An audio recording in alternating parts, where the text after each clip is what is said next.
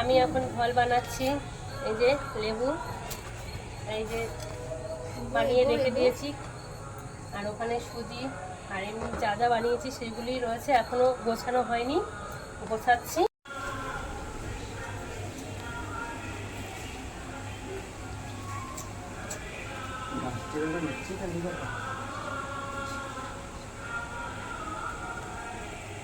নিজে নড়ে বলছি তো মামা, তুই একটু নিচে না বলতে এটা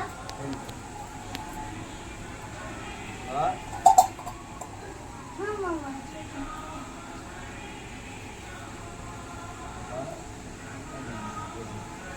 আমার কলার